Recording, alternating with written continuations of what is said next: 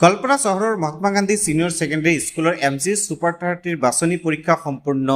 এইবাৰ কমেও 25 জন মেডিকেলত পোৱাৰ আশা পৰিচালন সঞ্চালকৰ। আজি মহাত্মা গান্ধী সিনিয়ৰ সেকেন্ডাৰী স্কুলত আগন্তুক শিক্ষাবৰ্গৰ এমজি সুপাৰ 30 বেটছৰ বাবে এখন গুৰুত্বপূৰ্ণ বাছনি পৰীক্ষা অনুষ্ঠিত হৈ যায়। জানিব পৰা মতে এই পৰীক্ষাত প্ৰায় 300 জন ছাত্ৰ ছাত্ৰী অৱতীৰ্ণ হয়।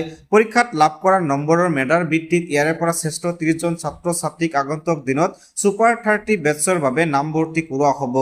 উল্লেখযোগ্য যে চিকিৎসা বিজ্ঞানৰ প্ৰৱেশ পৰীক্ষাত সুকৃতিৰে উত্তীৰ্ণ হোৱাৰ ক্ষেত্ৰত মহাত্মা গান্ধী এমজি সুপাৰ 30 এক সুকীয়া স্থান দখল কৰিবলৈ সক্ষম হৈছে।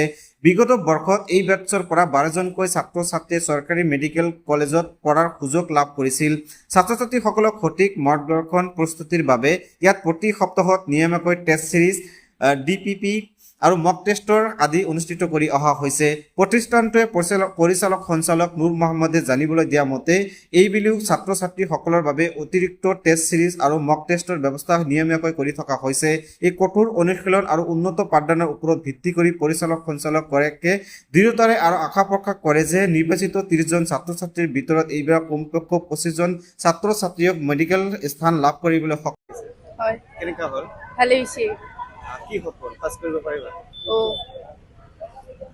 যেহেতু এটা সপোন লৈ আহিছিলা, বাস্তৱিক হ'ব ইনশাল্লাহ কেনেকুৱা লাগিছে আজি? ভালে লাগিছে। সুপাৰ 30 সোমাব পাৰিবা? ট্ৰাই কৰিম। কেনেকুৱা লাগিছে আজি যেহেতু পৰীক্ষা পাছ? ভালে লাগিছে।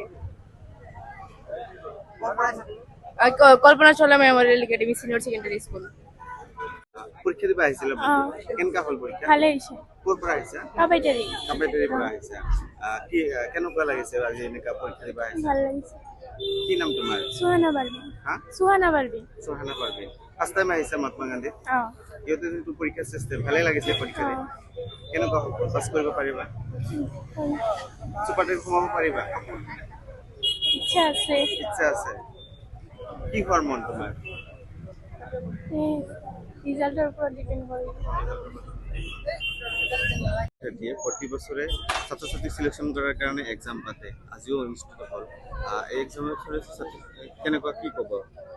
হয়, এইটো মানে টেলেণ্ট এইটো চিলেকশ্যন কৰাৰ এটা ভাল এটা পদক্ষেপ।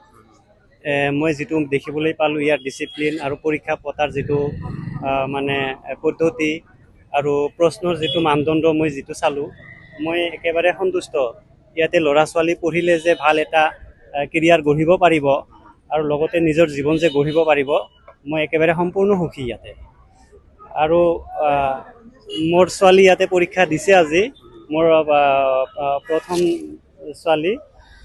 মই মহাত্মা গান্ধীত ইয়াতে মানে পৰীক্ষা দিয়ালোঁ, পৰীক্ষা ভাল হোৱা বুলি কৈছে। তেখেতে এইবাৰ মেট্ৰিক পৰীক্ষাত অৱতীৰ্ণ হৈছিলে, ৰিজাল্ট এতিয়াও অহা নাই। আশা কৰোঁ মেট্ৰিকৰ ৰিজাল্টো তাইৰ ভাল হ'ব। আৰু মহাত্মা গান্ধীৰ যিটো শৈক্ষিক পৰিৱেশ, বেলেগে কি কয় মই নাজানো, কিন্তু আমাৰ পুদুপাৰা অঞ্চলত আমি এটা ভাল ফলাফল পাইছোঁ। আমি বহুত ডক্টৰ, আমি মহাত্মা গান্ধীত ল'ৰা ছোৱালীক পঢ়ুৱাই বহুত ডক্টৰ আমি ইয়াৰ পৰা আমি উলিয়াবলৈ আমি সক্ষম হৈছোঁ। এইখিনিয়ে আৰু।